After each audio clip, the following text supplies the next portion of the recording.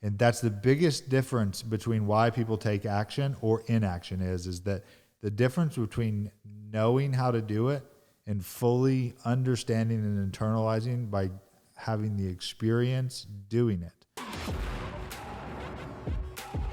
Welcome to the Disruptance Podcast. Here are your hosts, Eric Forney and Michael Bounds. Every week on the show, we aim to disrupt the way real estate agents and entrepreneurs think about their business in order to make them more profitable and productive.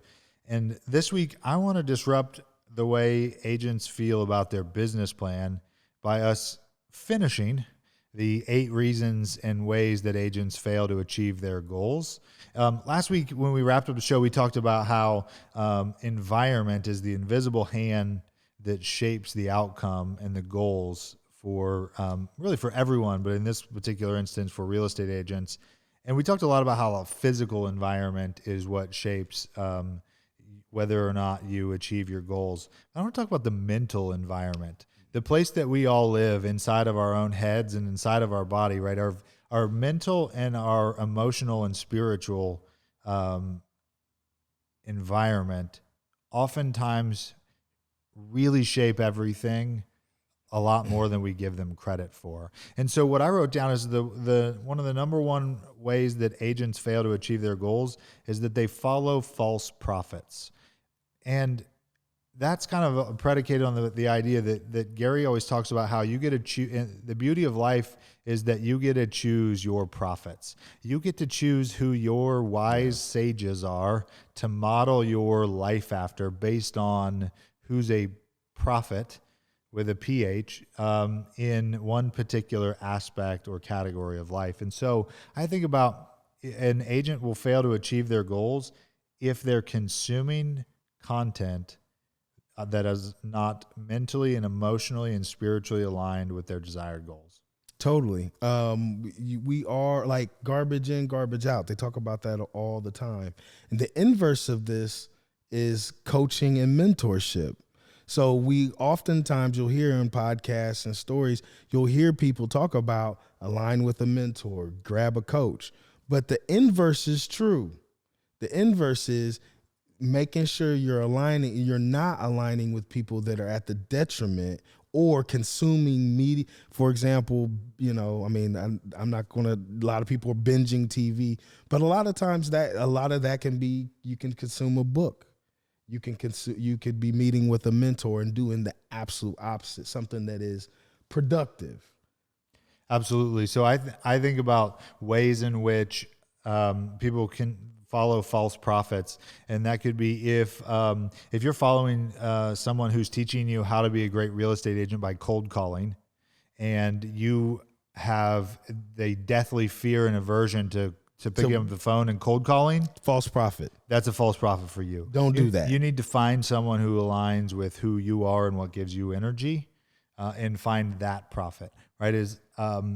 If you're watching CNN and Fox News and MSNBC and OAN, you're consuming false prophets. And that's because I can't imagine that if you, I have not ever watched the news and felt inspired, motivated, and energized when it was. Well, that's not why I watch the news, though. Right? I don't watch the news to feel inspired or motivated. I actually watch the news in order to stay informed, so then I don't fall into there's a lot of conspiracy and misinformation, and I feel like if you take your eye off of something that is trusted, you can get disoriented. There's all this QAnon stuff to me, I feel like you need to stay grounded with the institution. So it has to be trusted. At the end of the day, it's all about, if you want to follow a coach, you want to make sure you follow a coach that is going where you want to go.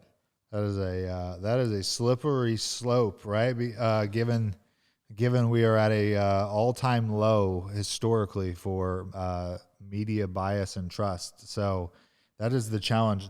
You just go to the ones that are non-biased.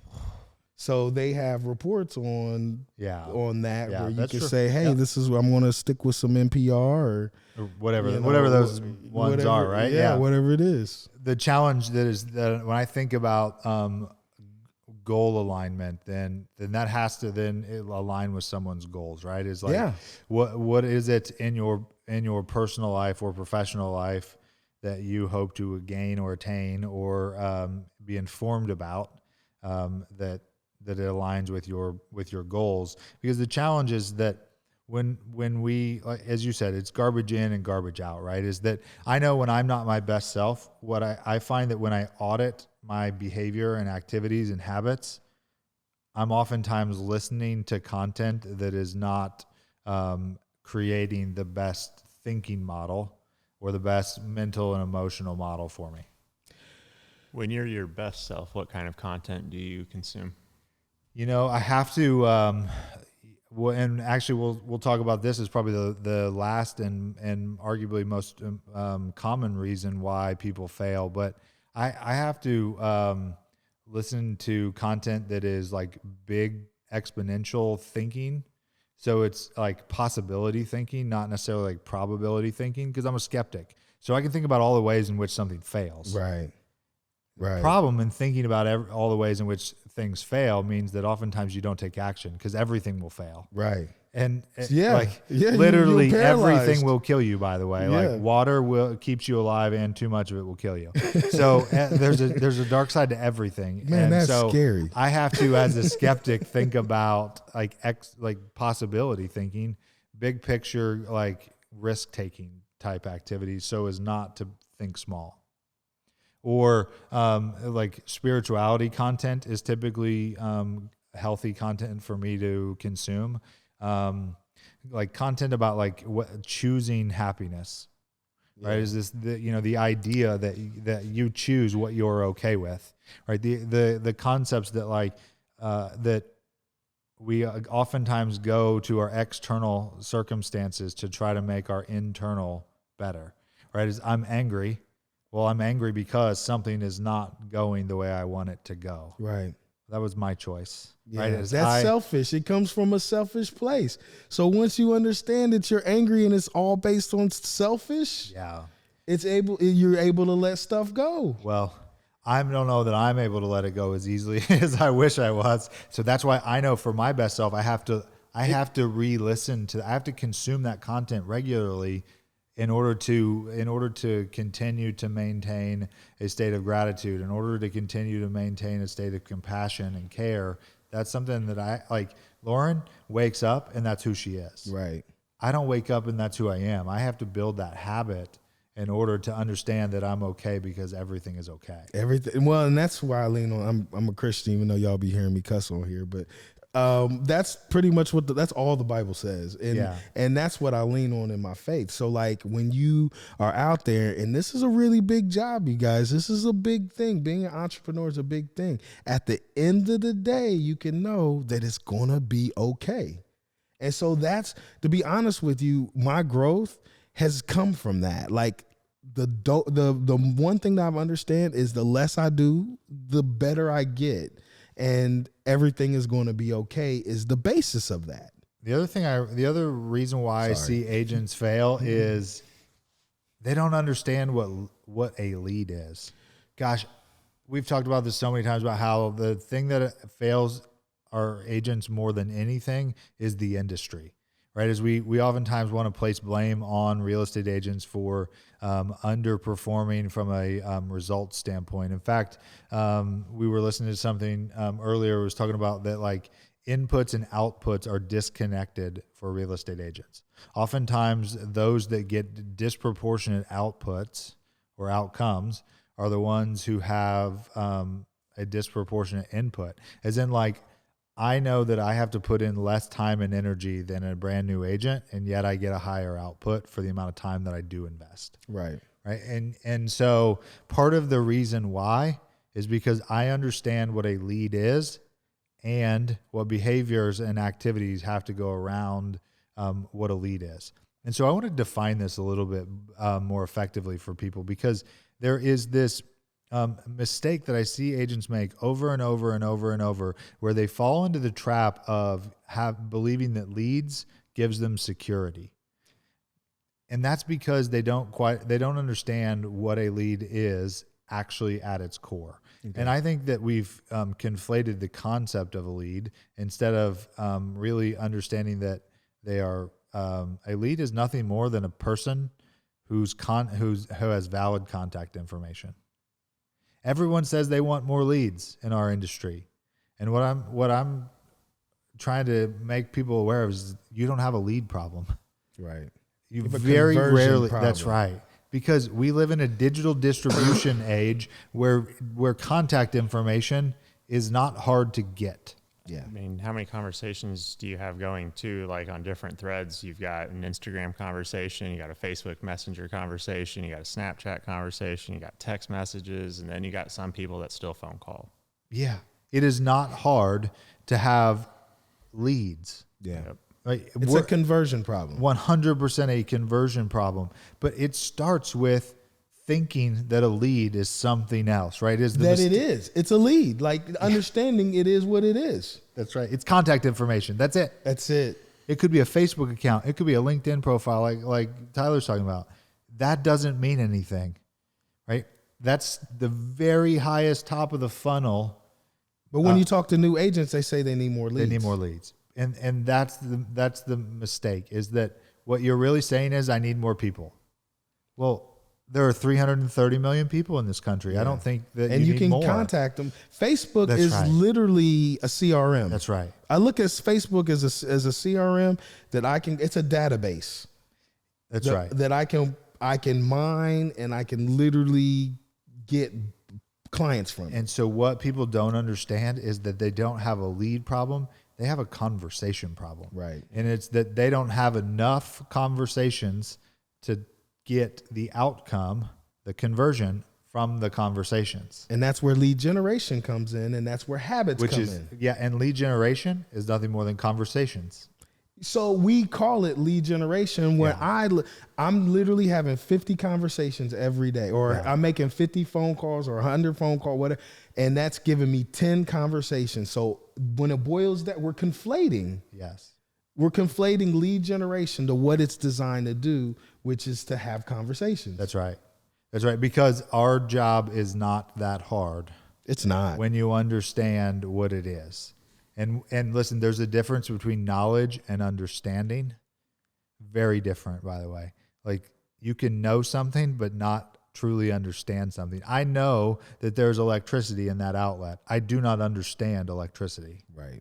There's a big difference between knowing and understanding. And so when you understand that our job is about having conversations with people who have the desire and the need to move either today or in the near future, the job is really simple and easy. Yeah. Because then it becomes a matter of having more conversations with people who have the desire and the need to Compounding effect. That's right.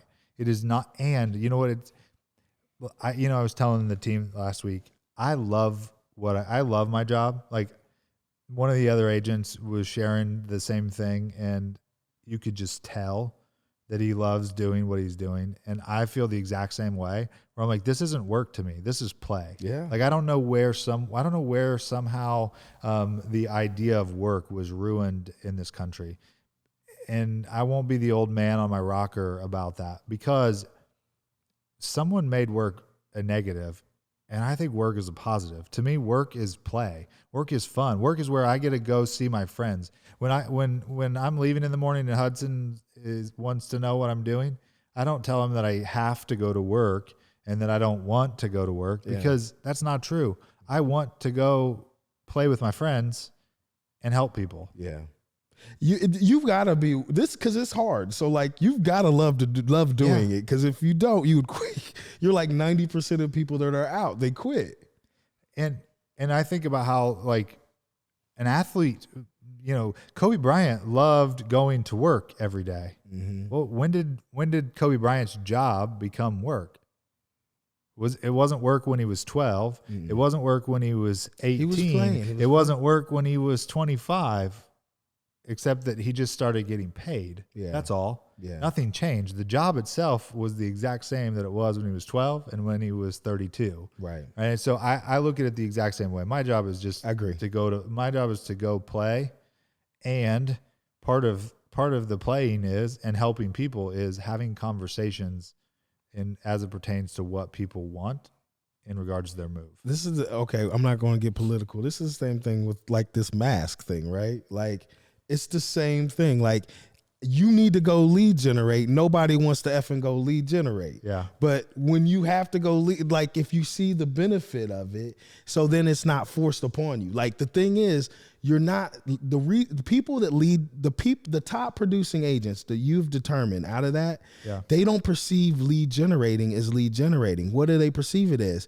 Having conversations. Yeah. It's a mindset shift. It is. It's not because somebody's telling them they have to do it. They want to do it because it gets them to their goal. Does that make sense? It does. And honestly, I would argue that everyone wants to do it, even the ones who don't. And I say that because I believe that to be human is to contribute. To be human is to contribute to community and society, period. And the most energizing, sustaining thing that you can do as a person is to contribute, right? Is gratitude and giving are the most energizing and fulfilling activity that I think anyone can do, like right after growth, probably. So let's say that it's, gratitude, giving, contribution, growth is right after that. Well, the beauty of what we do is that when you have conversations with someone in our industry, you're having a conversation with someone who's trying to make their environment better or different. Yeah. And you get to help them do that. And when I'm lead generating, so say I'm making phone calls and I'm calling for buyers or sellers, if they buy or sell a home, that's a blessing. That's right. So like I'm literally calling people to bless them. Yeah. So when I'm picking up that phone to lead generate, it's not heavy. No. Because guess what? If I call somebody, they're like, yeah, I've been looking for an agent. I want to blah, blah, blah, blah, blah. And then guess what? I can help you out. We can get you all. So if you look at it from that perspective, that phone or whatever activity, if you go knocking on doors, if you hold open houses, whatever your farming activity is, that's where the heft or the lift from that goes away. And that's the thing that stops people. Yeah. I try to remind myself of that when I think about like a heart surgeon at a children's hospital. Right? I think about the fact that for that heart surgeon who's performing a heart surgery on a child, let's say at Peyton Manning's Children's Hospital, that might be just another heart surgery. Yeah. And that family, and for the family whose child is being operated on, that is not just another heart surgery for them. Right. Right. That is the only heart surgery they care about, the only one they will care about. Right. It is not just another heart surgery. It is the only one that matters. Yeah. And so that physician, that heart surgeon has to remember that it's not just another day at work. Yeah, that practitioner has to understand that, and we have to understand that in our business. It's really easy. This is maybe just another house for some of us, but this is someone's biggest investment. And the thing that kills a deal is the lack of empathy, the lack of understanding that from an agent perspective. Absolutely. And, Mike, I think about the seventh way in which we see agents fail to achieve their goals, and it's by failing to hack time, or at least to use time efficiently to achieve their desired outcome. This could be one of the hardest things to truly find the right balance of. And so I think that we always have to use time, which happens to be an incredibly finite and equally distributed scoring system for life. We have to use principles in order to think about making time more efficient. And the first two that come to mind when I think about hacking time or making time more efficient is that we have to automate, or delegate, or eliminate. It is running everything through that filter of automate, delegate, or eliminate, and really truly understanding where we're using our time, and understanding is, can we automate it, can we delegate it, or can we eliminate it in order to get closer to our desired outcome? The greatest fallacy that we've kind of fallen prey to is we're doing this to make more money. And in all reality, we're doing this to buy our time back. So at least I am. Yeah. And so, and it's really, if you don't understand this principle, this was the hardest thing for me to grasp, is multiplying yourself. Guess what? There can be 1 Michael, 2 Michael, 3 Michael, or 4 Michael. If there's 5 Michaels, I can get a lot more done than just with one Michael. And so that's the whole point of multiplying yourself, either through people, through automation, or through systems and tools. So being able to do that so that you can get more done in the same 24 hours that everybody else has is key. You can then multiply yourself. What are some things that people should automate or delegate? What are some of the ones that come to mind for an Schedule? agent? Their schedule. You should like your schedule, like your. Oh, okay, let me go. Pictures. I'm gonna go basic all the way to. I'm gonna go to all the way to my. You should not be going out taking pictures with your cell phone. Yeah. Would you agree with that? 100%.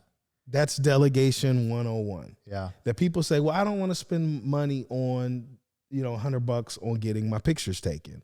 Well, you're going to get better quality pictures. The objective is to get 10 people in your house. If I get 10 people in the house, I get an offer. If I see your finger in the picture, guess what? That's not presenting. You're doing a disservice to your client.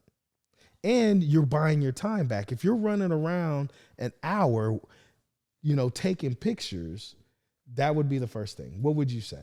I just wanted to say, Tyler, that inflation has set in, and it's not $100 anymore for photos, I was going right? to say, you just triggered a whole generation of real That was photographers. I was like, damn, dude, I wish it was still $100, man. No, I just threw out I remember when it used to be $75 for professional photos. Man. I'm sure they're still out there. Those were the good. I can tell you, we haven't found them. Let's put it that way. One of the things I was just coaching an agent on last week was closings. We thought about it at one point in time, and it was almost 500 hours of time a year spent in closing that we could likely get back probably 80% of. And it was such a simple change that made little to no, it didn't actually change the outcome for anyone else other than me. Yeah. Everyone else got the exact same product and the exact same experience, arguably better, and I got about 400 hours of my life back. And the one change we made was having closings only at our office with one closer only, right? It was like, yeah, I was really... So simple. And how much did that impact your life? Oh, my God. 10 weeks worth of full-time work, apparently, right? So simple. Yeah. So and we don't think about that. So just think, if I sold 3 houses to 4 houses, probably 3 houses a week, let's say, and I got 10 weeks back, I got 30 additional people I could help. All because of making one tiny change, which was where we held closing and who we held it with, right? Is that we have one closer who takes 15 minutes. We know the other party doesn't need to be there. Yeah. Right. This is not a family share plan like buffet where the buyer and you seller. don't have to be. That's a relic. Yeah, that's an old tradition. Right. That's right. And COVID proved that you could close in your car, you could close remotely, you could close from your home if you want to. And why would we ever add back in inefficiencies that we did away with when we had to actually innovate out of necessity, right? Yeah. And so, when I looked at, I drive 30 to 40 minutes, let's say, to get to a closing. And then we sit there for an hour-ish, maybe more. Mm-hmm. It was at least 2 hours minimum for every closing, which means a quarter of my day is gone immediately. Right. Well, there was zero reason. The closer has to drive, the buyer has to drive, the seller has to drive. They might as well drive to you. They might as well drive to where I am. That's right. Right. And so when we implemented that, we saved a lot of work. And I think about how you can utilize your calendar, even your schedule, to give you more time back. I structure my day in vertical time blocks. Somehow I was looking at my coaching calendar this week, and I had a lot of white space in my calendar this week, but it wasn't strategic white space. Right. It was you've got 30 minutes between one Zoom meeting and the next meeting that you've got to be in, or the next class you've got to teach. That doesn't give me strategic space. So I try to cram everything I try to batch. So, right, on Wednesday, I should try to get all of my coaching calls in on Wednesday. Right. Instead so you just focus on it. You don't have to that's pivot. right. Yeah. Yeah, I totally get that. I'm sorry. I feel like No, it's perfect. That's exactly what that's the hack, is that you are then able just to stay in coach mode all day. Yeah. Right. Or why not batch listing appointments? right? Why not say, okay, well, these are the time blocks and the days that I take listing appointments? Yeah. Because then you automatically know with predictable scheduling when you're available for a listing appointment. Another thing is being really organized. So your calendar hack. So I keep list, and then my list feeds into my calendar, which I know a lot of people do. But by being organized in that way, I'm able to you're batching everything. In those white spaces, I have that task list. I'm literally, like, if I have an extra 15 minutes or an extra 30 minutes, I'm going through my task list and I'm banging out task lists. So even if I have white space in my calendar, I'm always constantly working on, next actions, tasks and things that I have to do that I haven't been able to delegate. And one thing this is the interesting thing that I'm working on automating right now. And I think it's going to be a game changer for our agents when we implement it, which is automating conversations. Yeah. It is my belief that since watching Google release their duplex demo 3 years ago, where they showed that machine learning was able to have a conversation with a person and understand nuance and language and dialect and inflection. And when they had an objective and that objective didn't go according to the conversation, the Google Duplex was able to adapt and have a conversation that aligned with what the new circumstances were. I believe that there was a way then that we could also do the same because we would have no choice. Yeah, like scripts. Or like scripts to on crack, scripts to another level. Yeah. So like, to me, that was one of the most fascinating, mind-blowing videos that no one seems to give as much attention and credit to as I do. Like, I show it to people all the time and they don't get nearly as excited as I do by it. But watch, Cinder Pichai talks about, he shares their Google Duplex. I believe it was like almost 3 years ago now, but he shares with an audience what the Google Duplex is, and Google Duplex gets a haircut scheduled, and then tries to make reservations at an Asian restaurant. Has some challenges with the dialect and understanding the lady who answers at the Asian restaurant, and like pivots the conversation to eventually not needing a reservation at all, and they're able to, like, the computer. Google is able to have a conversation with the restaurant and understand the nuance of the difference between 4 people reservation and a 5-person reservation at 5 p.m. on a Wednesday versus 5 p.m. on a Saturday. Like, when all that's happening with machine learning 3 years ago, it was my belief that that's where things were going anyway. Yeah. And that if Google could create machine learning to have conversation, that there was no reason why as agents we shouldn't be thinking along those lines. So the thing that I'm working on right now is automating conversations, because I think it will be a game changer for our agents as we roll it out next year. Is like artificial intelligence. Our CRM has artificial intelligence where it's going through having conversation. Like, I'll get an appointment set by my CRM. It'll literally send out a text message, have a conversation with them, and then set the appointment on my calendar. Yeah. Yeah. So I think that when we look at ways to get time back, I think that there's labor, there's capital, there's code, right? So how are we going to use either capital or code to get our time back when we think about time hacking for agents achieving their goals? So I want to hit this a little bit more. Like, I think, because I want to go down. I want to go like to where I was as like a new agent. Like, your job is, you're a CEO, and your job is to fire yourself up. So there's certain things that I'm gifted at as my person. Like, there's certain things that I'm good at. There's certain things, if you want me to work on something, you don't want me to work on it. It's going to fall apart. But that is the job, is to fire yourself along the way. And so if you have clarity around that, then that's how you build a team, and you're hiring people along the way that are talent. So a doctor, like I said, doesn't, clean the toilet, doesn't schedule the appointments. Their job is to delegate that to a staff. And if you can start putting in systems and models and eliminating, like you were just saying, there's certain things that we do that we don't have to do. Yeah.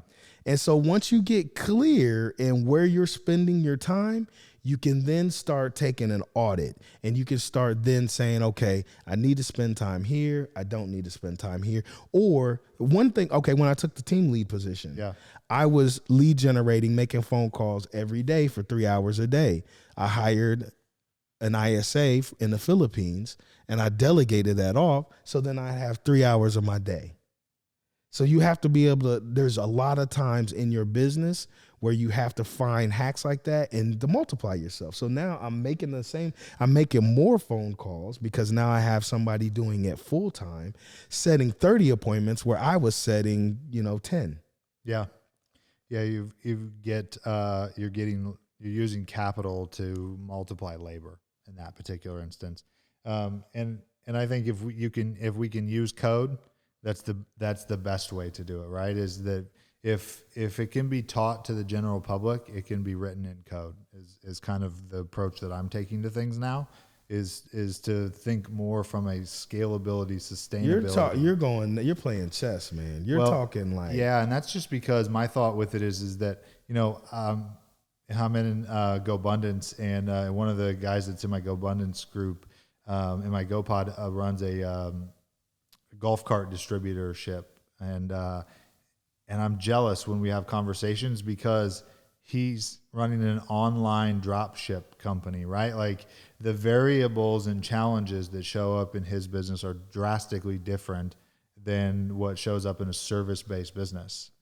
And a large reason why their challenges are different is because their challenges are code-based. And code shows up and does the same thing over and over and over.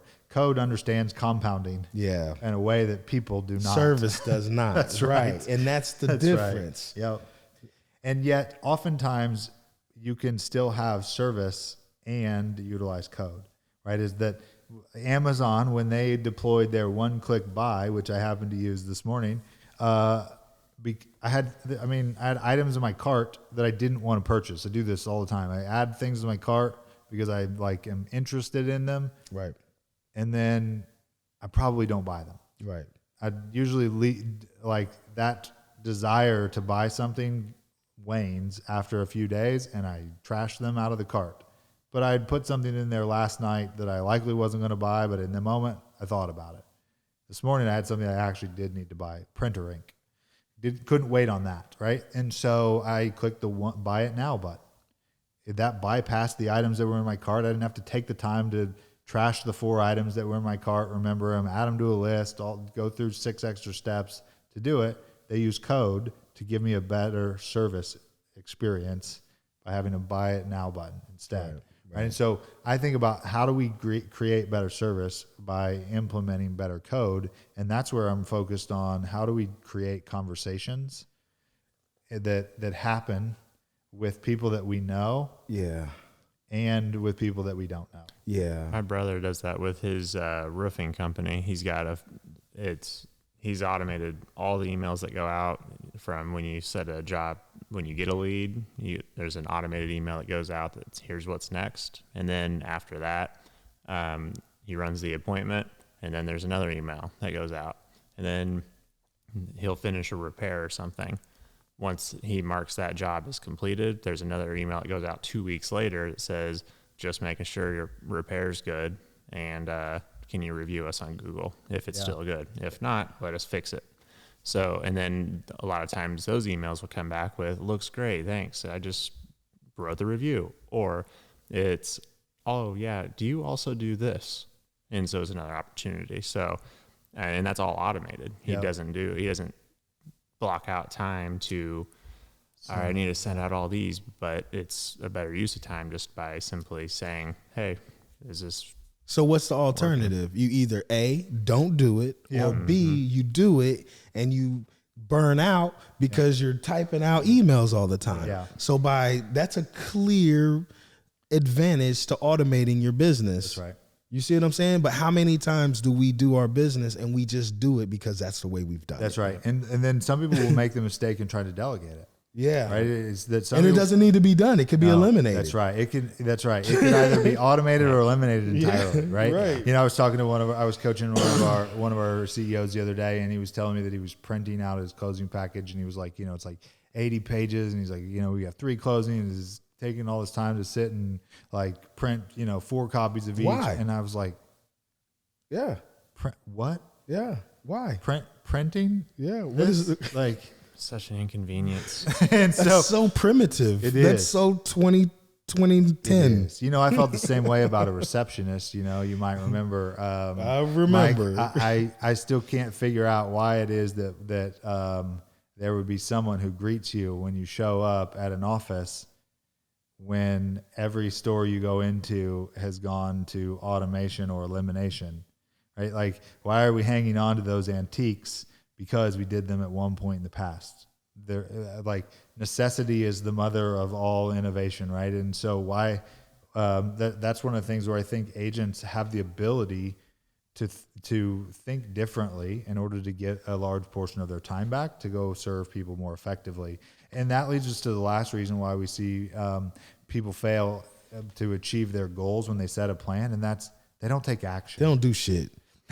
That's the number one. Like, I'm about to, I'm going to, I was thinking of, and they don't do shit. That's the number one reason. And why do you, other than planning? What's the most common culprit of that, or the most common cause of that? To be honest with you, everything that we talked about today is all intertwined. And so when you lack clarity, you don't take action. Yeah. So everything that we've given you guys are all mistakes that we've all made.